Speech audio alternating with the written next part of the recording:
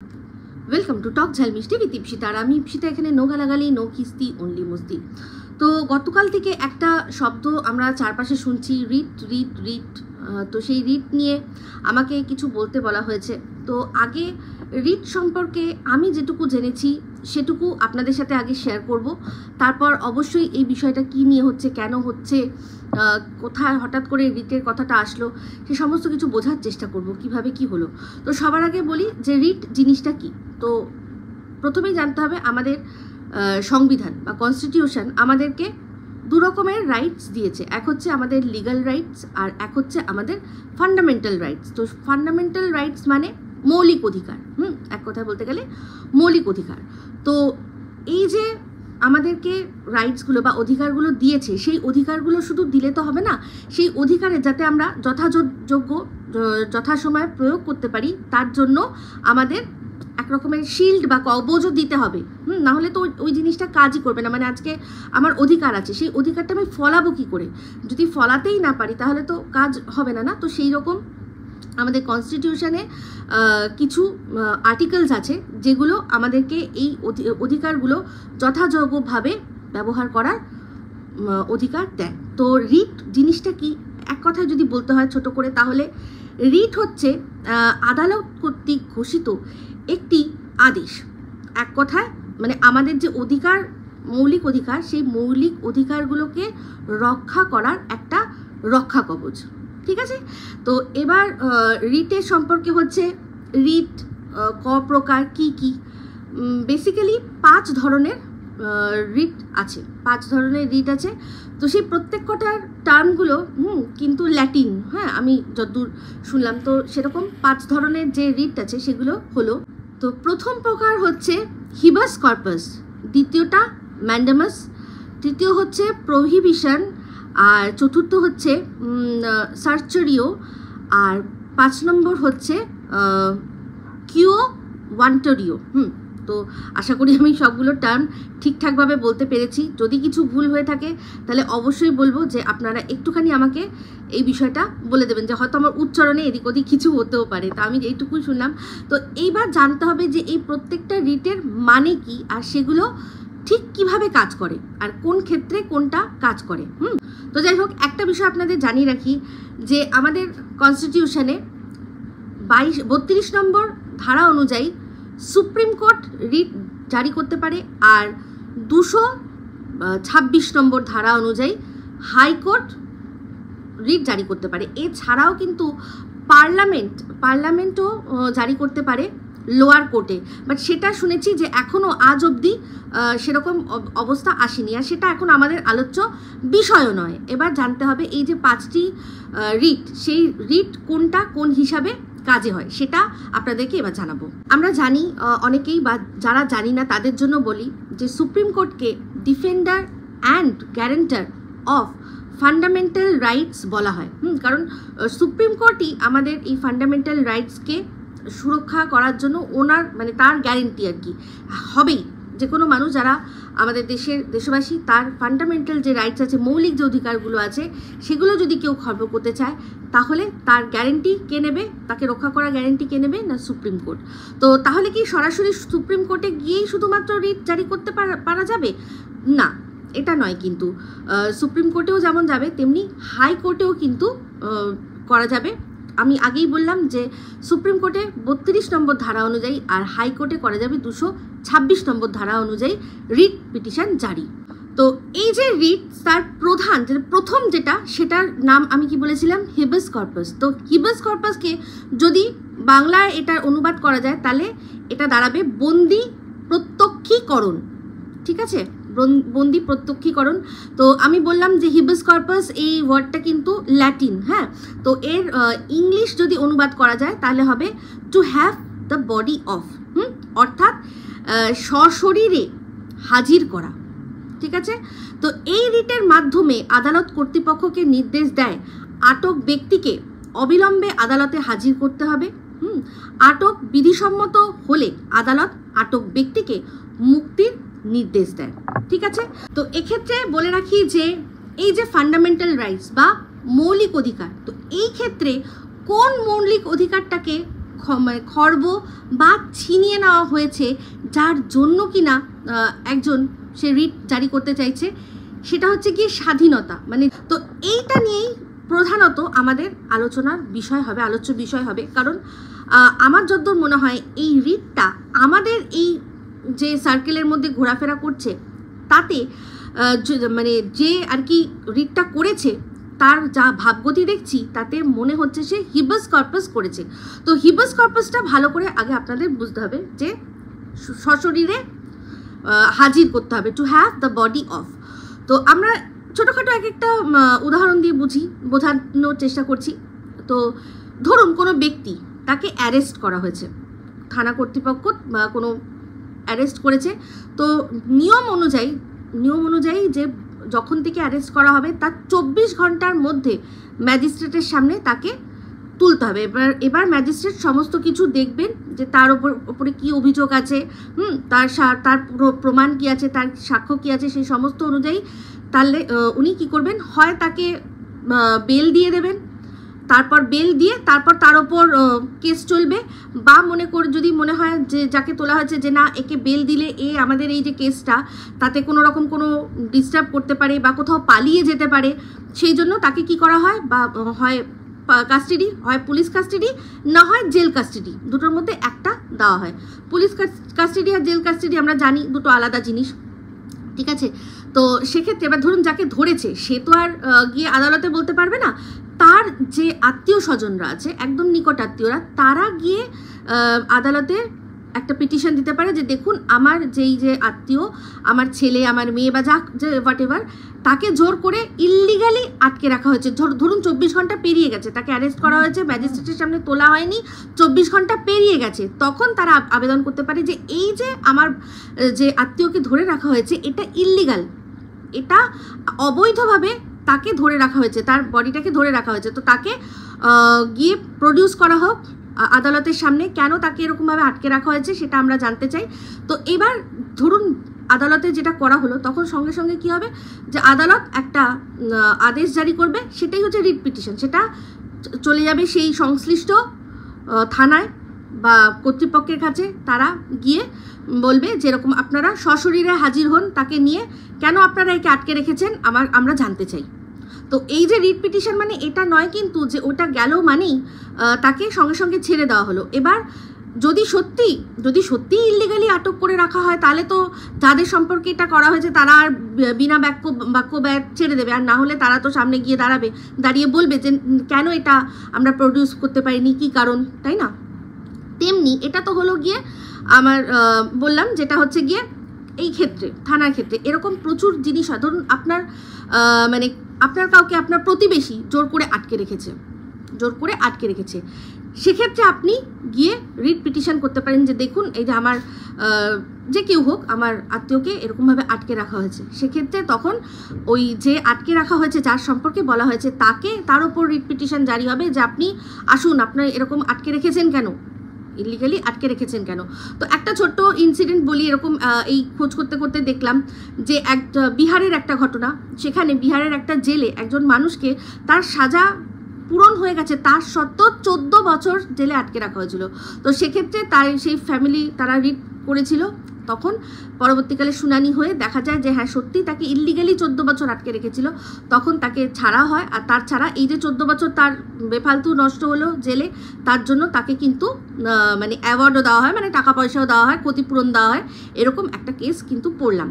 তো যাই হোক, আমি কেন বলছি যে এই হিবাস কর্পাসটাই হয়েছে, তো এই হিবাস কর্পাসটাই হয়েছে কারণ মা আর কি বলছে যে আমার ছেলেকে তার বাবা ইললিগালি জোর করে আটকে রেখেছে, তো আমি চাই যে আপনারা সেই বাচ্চাকে আমার কাছে দিয়ে দিন, ঠিক আছে।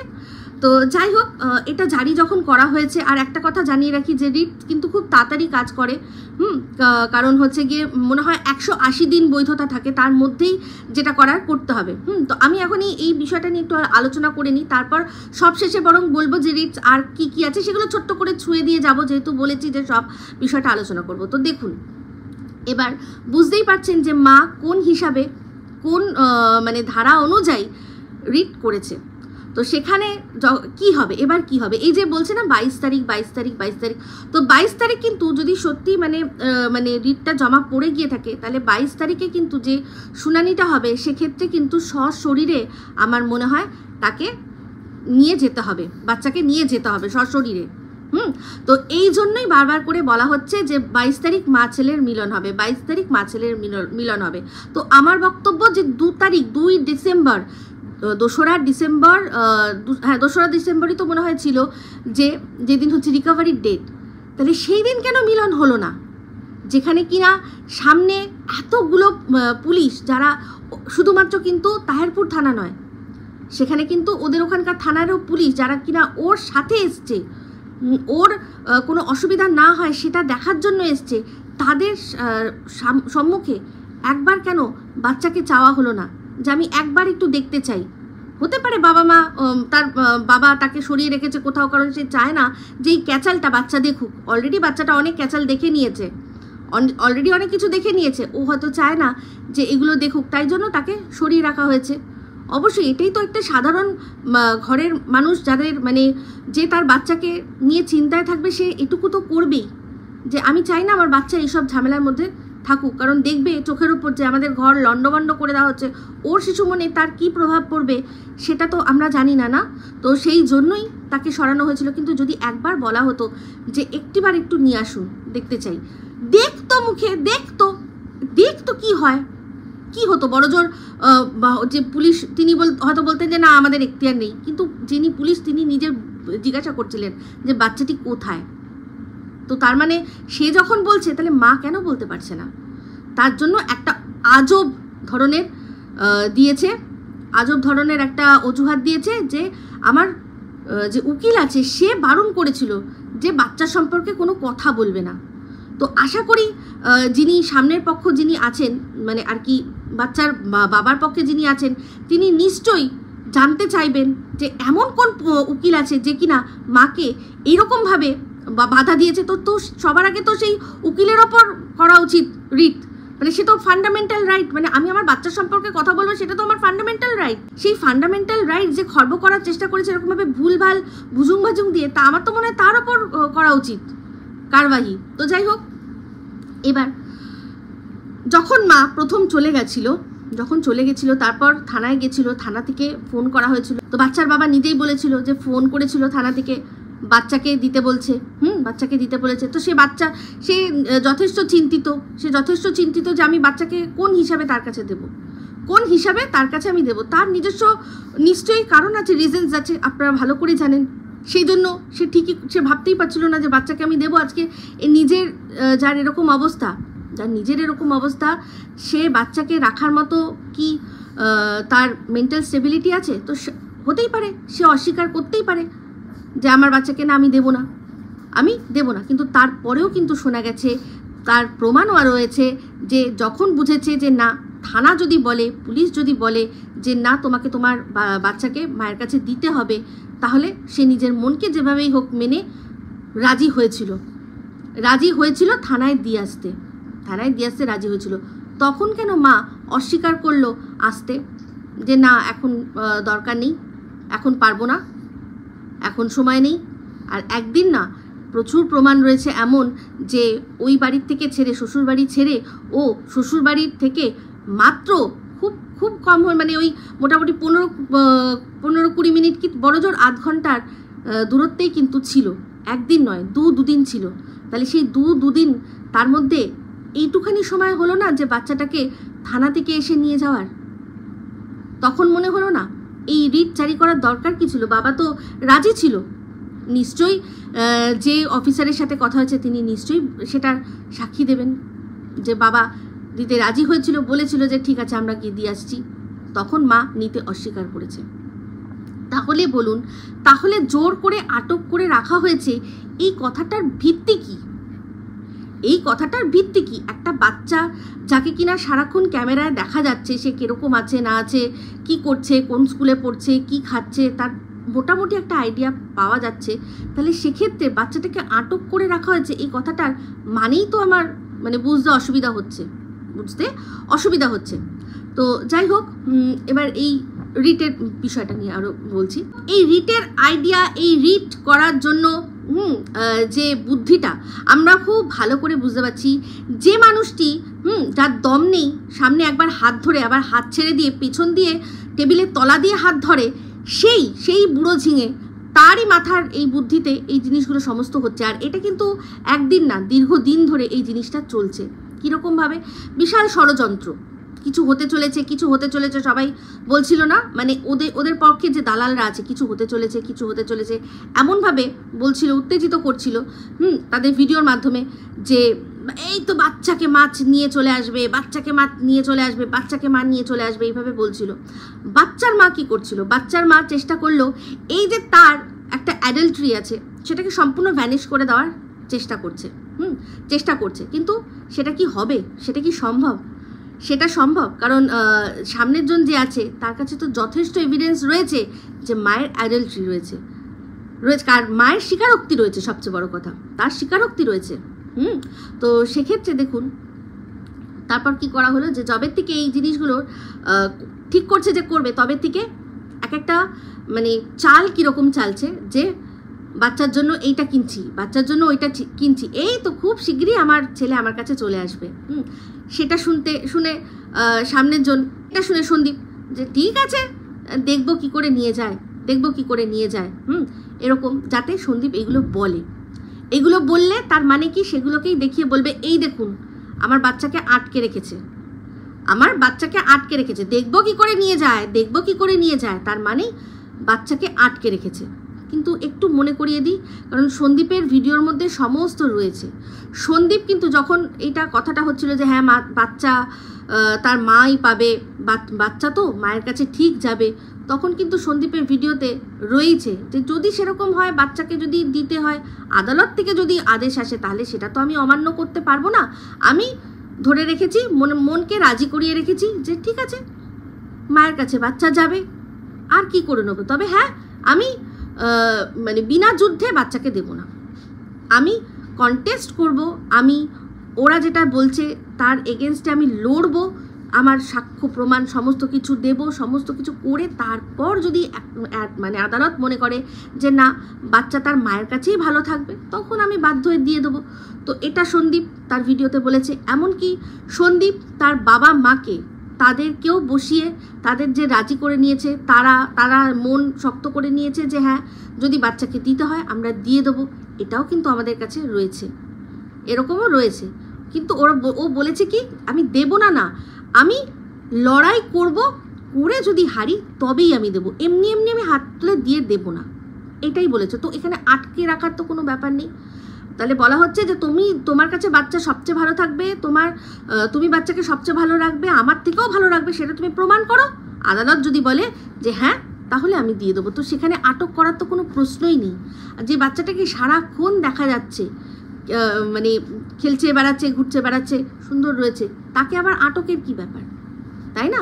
তো আশা করি এই ব্যাপারটা বোঝাতে পারলাম। এই যে এতদিন ধরে যে ষড়যন্ত্রটা হচ্ছে তার পিছনে আসল কারণ কি, তার পিছনে এটাই যে হ্যাঁ বাচ্চা স্কুল ঠিক করে রেখেছি, বাচ্চা চলে আসবে, এবার যাতে সন্দীপ তার হ্যাঁ স্কুল ঠিক করেছে, দেখবো কি করে সেই স্কুলে ভর্তি করে দেখবো।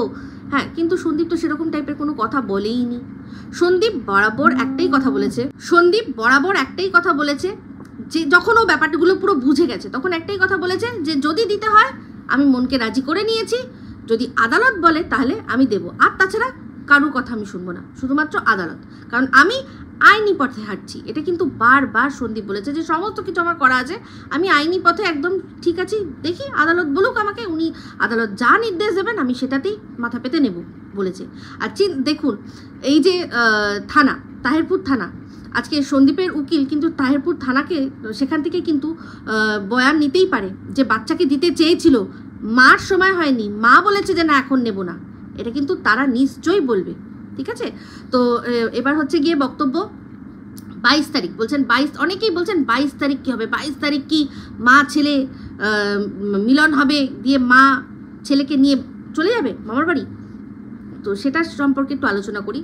22 তারিখ যদি হিবিস কর্পাস করা হয় তাহলে 22 তারিখ শ্বশুরে গিয়ে দাঁড়াবে। এবার সেক্ষেত্রে বাচ্চাকে সাথে করে নিয়ে যেতে হবে কি না, যেহেতু এটা বাচ্চা, যেহেতু এটা বাচ্চা, 5 বছরের নিচে মাইনর একটা চাইল্ড, তাকে সশরীরে গিয়ে উপস্থিত হতে হবে কিনা জানি না।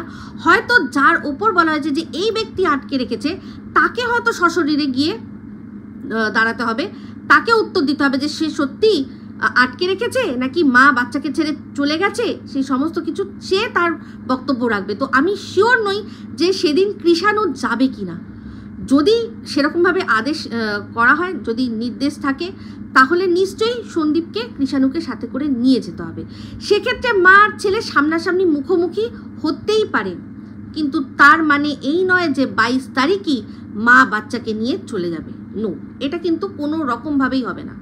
কোনো রকমভাবে আদালত কখনো এরকমভাবে বাচ্চা তুলে নিয়ে কারোর হাতে দিতে পারবে বলে আমার জানা নেই, এটা আমার জানা নেই। সেক্ষেত্রে যদি বাই এনি চান্স এই রিটটা মানে সাস্টেনেবল থাকে, যেটা থাকে যে হ্যাঁ ও যে অভিযোগটা করছে সেটা প্রুফ হয়, তাহলে আদালত মানে হাইকোর্ট সে নির্দেশ দেবে থানাকে, থানার থেকে লোক যাবে, গিয়ে বাচ্চাকে নিয়ে থানায় আসবে, এসে সেখান থেকে মাকে হ্যান্ড ওভার করবে।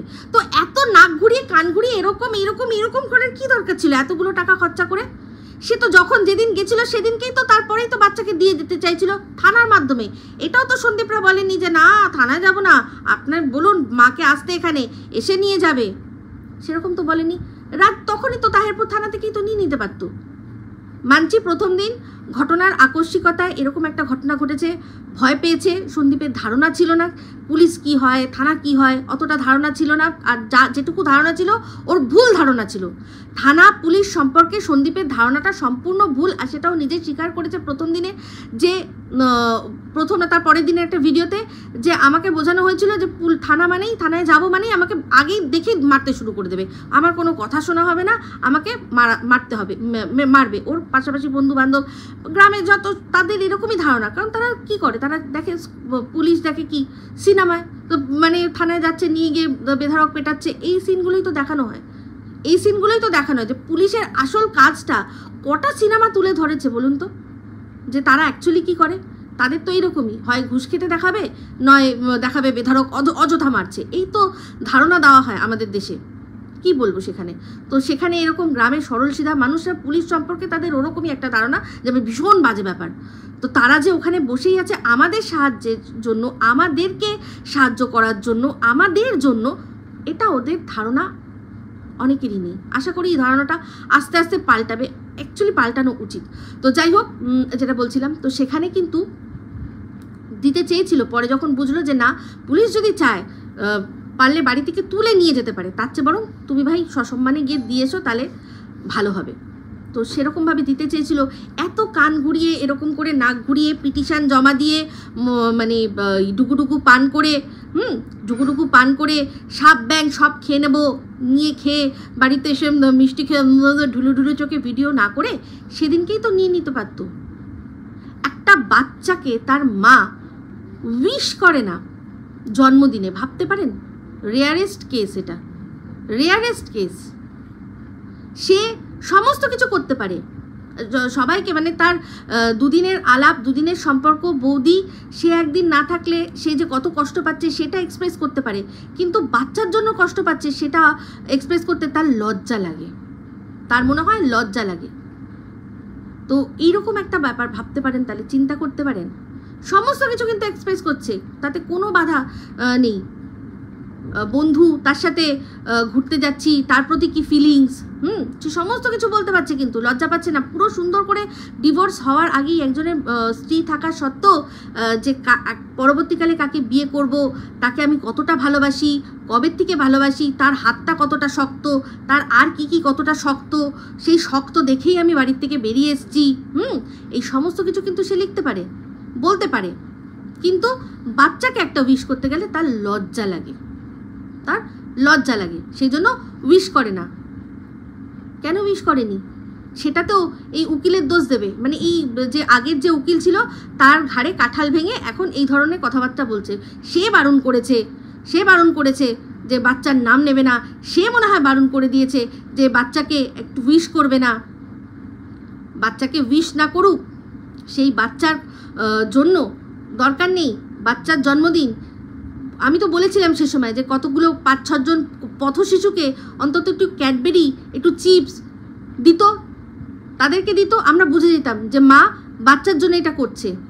সে তারপর কি আসলো না, ওই পরবর্তীকালে কেঁদে কেঁদে বললো যে আমার অ্যাকাউন্টে 5 লক্ষ টাকা ছিল, সেটা নেই।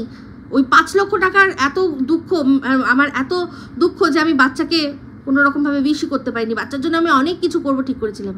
আরে 5 লক্ষ টাকা দিয়ে কি হবে? 5 লক্ষ টাকা দিয়ে কি হবে? 5 মিনিট সময় লাগতো না যে একটা সুন্দর করে লিখতে, যে আজ প্রথম এমন জন্মদিন, যে জন্মদিন তুমি আমার সাথে নেই, কিন্তু তুমি যেখানেই থাকো তুমি বড় হও, তোমাকে অনেক আশীর্বাদ করছি, আর চেষ্টা করছি যাতে পরের বছর আমি তোমার সাথে একসাথে বার্থডে সেলিব্রেট করতে পারি। করেছিল সেদিন এরকম একটা ছোট্টখাট্ট লেখা লিখেছিল? লেখেনি, কারণ তখন তার দরকারই ছিল না। আর এখনও শুধুমাত্র নিজের ক্ষমতা প্রদর্শন করার জন্য আর এই বাচ্চার বাবাকে মানে সন্দীপকে জব্দ করার জন্য এই জিনিসগুলো করছে, আর কোনো কারণ নেই, কোনো কারণ নেই। ওই যে গামলার থেকে বিড়াল ছানাটাকে জোর করে তুলে তাকে একটুখানি কষ্ট দিল, দিয়ে আবার তুলে দিল, জাস্ট ওর ক্ষমতাটা দেখালো যে দেখ আমার ক্ষমতা, আমি চাইলে কি করতে পারি। তো হ্যাঁ, আমরা জানি বড় বুড়োরা সবাই বলে গেছে যে মেয়েরা জেদ করলে কি হয় আর ছেলেরা জেদ করলে কি হয়। তো একটা মেয়ে সে জেদের পর জেদ করে কি যে নিজের ভালো করছে, সে এখন বুঝবে না, পরবর্তীকালে ঠিক তার কর্মা তাকে বুঝিয়ে দিচ্ছে। এমনিতেও ভেতর ভেতর যদি বুঝেও থাকে, এমনিতে তো এটা তো সত্যি কথা, মোহভঙ্গ স্বপ্নভঙ্গ তো হয়েইছে, বুঝতে তো ভালোই পারছে। একজন মিথ্যাবাদীর কথায়, মিথ্যাবাদী এত মানে যাকে ভালোবাসি এত করে লিখেছিল, সে একটা মিথ্যেবাদী, সে চোর, অনেক কিছু চোর। সে একটা চোর, শুধু চোর না, তার আর যা যা গুণ সমস্ত আমরা ভালো করে জানি। তো যাই হোক, এই যেটা বলার চেষ্টা করা হচ্ছে না যে এর সাথে সম্পর্ক নেই, এটা সম্পূর্ণ মিথ্যে কথা। সম্পর্ক সব আছে, এই সমস্ত কিছু নাটক করা হচ্ছে যে ওর সাথে কোনো সম্পর্ক নেই। তো যথা জায়গা থেকে যথা প্রমাণ কিন্তু ঠিক বেরিয়ে আসবে। তো যাই হোক, উত্তরটা এটাই যে 22 তারিখ যদিও মা ছেলের দেখা হতে পারে, কিন্তু তা বলে মা ছেলেকে ধরে মানে সঙ্গে করে নিয়ে 22 তারিখে চলে যাবে, এটা ভুল ধারণা, এটা সম্পূর্ণ ভুল ধারণা। এই বাচ্চার মাকে, যে কিনা বাচ্চাকে এখন বলছে যে যার বাচ্চাকে জোর করে ধরে রাখা হয়েছে, আটক করে রাখা হয়েছে, যে বাচ্চা ছাড়া থাকতে পারছে না, এই হ্যানা তেনা এটা ওটা জিনিসপত্র কিনছে, তো তার ক্ষেত্রে বলি যে বাচ্চা মানে কোন মা আছে যে বাচ্চাকে ছেড়ে থাকতে চায়, তাই না? তো বলতেও লজ্জা লাগছে আজকাল যে মারা এক একটা এমন দৃষ্টান্তমূলক ঘটনা ঘটাচ্ছে, সেক্ষেত্রে বাচ্চারা মায়ের কাছে কতটা সেফ সেটা নিয়ে প্রশ্ন। তো এখানে বাচ্চা মায়ের কাছে মানে থাকছে না, তাতে মায়ের কষ্ট, এই কথাগুলো তো হাস্যকরের মতো ব্যাপার। তো যাই হোক, তাও বলি যে কিনা 9 মাস ধরে বাচ্চাকে ছেড়ে রয়েছে, তার মধ্যে মানে এই 9 মাসের মধ্যে টোটাল 9 মিনিট সে বাচ্চার জন্য কষ্ট পেয়েছে এরকম দেখা গেছে। প্রত্যেক মাসের জন্য 1 মিনিট করে দেখা গেছে। একবার শুধু ওই 5 লক্ষ টাকা নিয়ে কাঁদতে দেখা গেছিল। 5 লক্ষ টাকার শোক প্রকাশ করার সময় বলেছিল যে ভেবেছিলাম এই টাকাটা আমি আমার বাচ্চাকে দেব, এইটুকু শুধু, আর তাছাড়া কোনোদিনও কিন্তু কিছু না। আজকে চিন্তা করে দেখুন, যে মা বাচ্চাকে ছেড়ে এতটাই কষ্ট, তার মনে হবে যে সে গিয়ে জয় শ্রীরাম হাঁপিয়ে গেলাম, মানে এই যে অযোধ্যা 6 দিন ঘোরা, তার আগেও তারাপীঠে ঘোরার প্ল্যান সেটা বাতিল হয়েছে কিসের জন্য? ওই রিকভারিতে গিয়ে যে অসভ্যতামিটা করেছিল ওর বাবা, সেই জন্য বন্ধ হয়েছিল তার যাওয়া। নাহলে প্ল্যান তো সব ছিল, কেনাকাটা সমস্ত হয়েছিল। তাহলে কোনো মা সে তো বাচ্চাকে আগে নিয়ে আসবে, তারপর গিয়ে মা তারার কাছে গিয়ে বলবে মা আমার ছেলেকে তুমি আমার কাছে পাইয়ে দিলে, আমি সেই জন্য তোমার কাছে পুজো দিতে এসেছি। কিন্তু না, ও তো কী কারণে পুজো দিতে যাচ্ছিল সেটা সবাই ভালো করে আমরা জানি, সবাই জানি। সংগ্রামপুর মন্দিরের ঘটনার পর তারপর যে কেন ওখানে যাচ্ছিল সবাই জানি। ওটা হলো না বলেই সেটা দুধের স্বাদ ঘুলে মেটালো ওর কাছে। ওদের বক্তব্য এরকম বলেছিল যে ওখানে যাওয়া হলো না, তো তাই জন্য আমরা গেলাম কোথায় না মা ভবতারিণীর মন্দিরে। আর ভবতারিণী মাও তো তেমনি দর্শন দেয়নি, ঠিক আছে? তো যাই হোক, যেটা হোক, তারপর হচ্ছে গিয়ে বেড়াতে গেল, এখনও আবার ভিডিওর মধ্যে ঘুরতে যাওয়ার প্ল্যান করে নিয়েছে। তাহলে যে মা বাচ্চাকে ছেড়ে থাকবে, তার মানে কষ্ট হবে, যে মা বাচ্চাকে ছেড়ে কষ্ট হবে, সে দিনের পর দিন সারাক্ষণ শুধু ঘুরে বেড়াচ্ছে, সারাটাক্ষণ শুধু ঘুরছে। সে পাড়া ঘুরুক, সে পাড়ার বাইরে গিয়ে ওদের এলাকায় ঘুরুক, এলাকার বাইরে চলে যাক, দেশ স্টেটের বাইরে চলে যাক, যাই করুক না কেন, সেই মা এই 9 মাসে আমরা শুধু তাকে আনন্দ করতে দেখেছি, ফুর্তি করতে দেখেছি।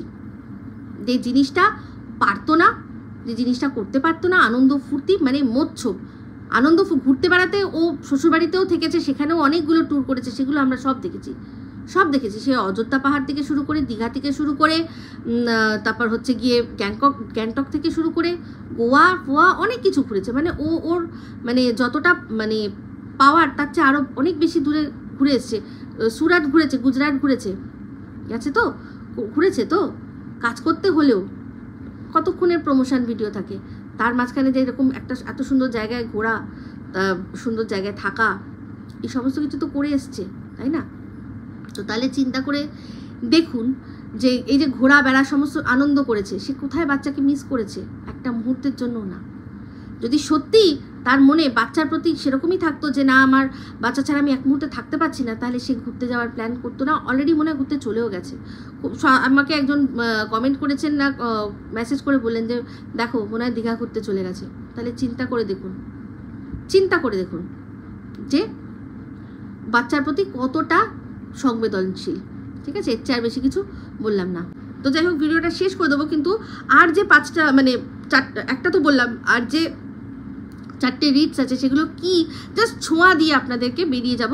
ঠিক আছে, তো দ্বিতীয় নম্বর যেটা আছে রিট, সেটা হচ্ছে গিয়ে ম্যান্ডামাস। ম্যান্ডামাসের যদি বাংলা করি তাহলে তার মানে হচ্ছে গিয়ে পরমাদেশ। ঠিক আছে, তো আদেশ দেওয়া, বুঝতেই পাচ্ছেন, এমনিতেই পুরো রিটটাই হচ্ছে আদেশ, ভালো করেই জানেন রিটেন আদেশ। তো এটা যদি ইংলিশ ট্রান্সলেট করা যায় ম্যান্ডামাসে, তাহলে হচ্ছে গিয়ে উই অর্ডার হয়। আদালত এই রিটের মাধ্যমে সরকারি ব্যক্তি বা প্রতিষ্ঠান তাকে আইনানুগ কর্তব্য পালনের নির্দেশ দেয়। ঠিক আছে, তো এটা সম্পর্কে ডিটেল কিছু বলছি না। এবার হচ্ছে গিয়ে 3 নম্বরটা হচ্ছে গিয়ে প্রহিবিশন হচ্ছে নিষেধ করা। এর অর্থ হচ্ছে টু ফরবিড বা নিষেধ করা। এই রিটের মাধ্যমে ঊর্ধ্বতন আদালত নিম্ন আদালতকে নিজ সীমার মধ্যে কাজ করার নির্দেশ দেয়, অর্থাৎ নিম্নতম আদালতকে নিজের সীমা লঙ্ঘন করতে নিষেধ করে। তো আশা করি এটার মধ্যে থেকেই বুঝতে পারছেন যে হাইকোর্ট লোয়ার কোর্টকে বলে যে যেই আদেশটা তুমি জারি করেছো সেটা এক্ষুনি বন্ধ করা হলো, সেটা নিয়ে ফার্দার আরও বেশি করে আমরা শুনবো, তারপর এটা জারি করব, এরকম একটা নির্দেশ, সেটা হচ্ছে প্রহিবিশন। তো এরপর আসে 4 নম্বর, সেটা হচ্ছে কি সার্টিওয়ারি। তো এটার বাংলা অর্থ হচ্ছে উৎপ্রেষণ। এর অর্থ to be certified, to be informed. ঠিক আছে, বিশেষভাবে জ্ঞাত হওয়া।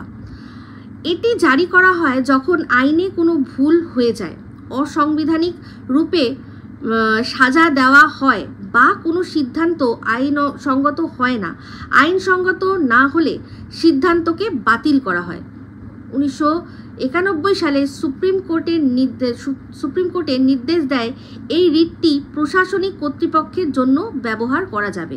তো এটা হচ্ছে গিয়ে ধরুন যারা প্রশাসনিক কর্তৃপক্ষ তারা যদি কোনো ভুল করে, তার আইন অনুযায়ী কাজ না করে, তো তাদের বিরুদ্ধে এই রিটটা জারি করা যাবে। মানে সেটা আমরা যে কোনো সাধারণ মানুষ যার ফান্ডামেন্টাল রাইট আর কি খর্ব করার চেষ্টা হয়েছে, সেই চাইলে এটা করতে পারে। তো এটা নিয়েও বিশেষ ডিটেল কিছু বলার দরকার নেই। তো সর্বশেষ যে রিটটার কথা বলা হচ্ছে সেটা হচ্ছে কুয়া ওয়ারেন্টু। তো তার মানে হচ্ছে by what authority or warrant, মানে কোন অধিকারে। তো এখানে এই রিটটা জারি করা হলে আদালত কিন্তু জানতে চাইবে যে কোন অধিকারে আপনি এই কাজটা করেছেন। তো সেক্ষেত্রে বলা হয়েছে আইনসঙ্গতভাবে কোনো বিশেষ পদে নিযুক্ত না হয়েও কোনো ব্যক্তি সেই পদ দাবি করলে তার দাবির বৈধতা বিচারের জন্য এই রিটটি জারি করা হয়। দাবি আইনসঙ্গত না হলে সংশ্লিষ্ট ব্যক্তিকে পদচ্যুত করা হয়। ঠিক আছে, ধরুন কেউ অফিসার নয়, পুলিশ অফিসার নয়, তা সত্ত্বেও সে নিজেকে পুলিশ অফিসার বলে দাবি করছে, তো সেক্ষেত্রে কিন্তু এই রিটটা জারি করা যেতে পারে। সে ছোটবাবু, মানে থানায় থাকে না বড়বাবু মেজবাবু, সে ছোটবাবু হয়ে নিজেকে বড়বাবু বলছে। তো সেক্ষেত্রে যদি এরকমভাবে জানা যায় তো সেক্ষেত্রে রিট জারি করা হয়। আমি যেটুকু পড়ছি, যেটুকু বুঝছি সেটুকুই আপনাদের সাথে শেয়ার করছি, কারণ বুঝতেই পারছেন যে এটা আমি তো আইনের বই পড়িনি। আজকে এই বিষয়টা নিয়ে অনেক ঘেটে ঘুটে আমার যেটুকু মনে হলো যে হ্যাঁ এই জিনিসটায় যেটুকু শর্টে আপনাদের জানানো যায় সেটুকুই আপনাদের জানালাম। তো এটার অনেক রকম অনেক ভাগ আছে, তবে আমাদের আলোচ্য বিষয় কিন্তু ছিল হেবেস কর্পাস, যেটা করা হয়েছে বলে আমার ধারণা।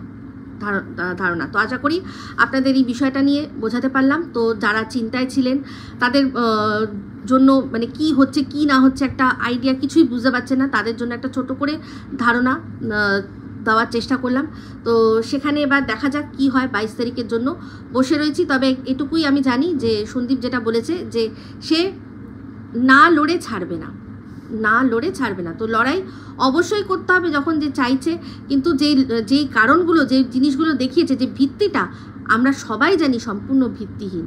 এটা একটা ক্রিয়েটেড একটা জিনিস তৈরি করে বলছে যে আমার ছেলেকে আটকে রেখেছে। আদৌ সত্যিটা যে করছে সে নিজেও জানে। ঠিক আছে, তো এই বলেই ভিডিওটা এখানেই আমি এন্ড করছি। এরপর অবশ্যই আবারও আসছি পরবর্তী অন্য কোনো ভিডিও নিয়ে। এই ভিডিওটা ভালো লাগলে, ইনফরমেটিভ লাগলে অবশ্যই লাইক শেয়ার কমেন্ট করতে ভুলবেন না। অবশ্যই শেয়ার করে দিন, অনেক মানুষ আছে যারা জানে না। তো আমি ছোট্ট করে এটা বোঝানোর চেষ্টা করেছি, আর এই বিষয়টা কোনটা দিয়ে কাজ হচ্ছে সেটাও বোঝানোর চেষ্টা করেছি। যদি মনে হয় ভিডিওটা শেয়ার করবেন, অবশ্যই শেয়ার করে দেবেন। ভিডিও ভালো লাগলে কিন্তু লাইক দিতে একদম ভুলবেন না। চ্যানেলটা সাবস্ক্রাইব না করা থাকলে সাবস্ক্রাইব করে রাখবেন। সবাই ভালো থাকবেন, সুস্থ থাকবেন। আবার আসছি খুব শীঘ্রই একটা নতুন ভিডিও নিয়ে। Me Ipsita signing off. Love you all.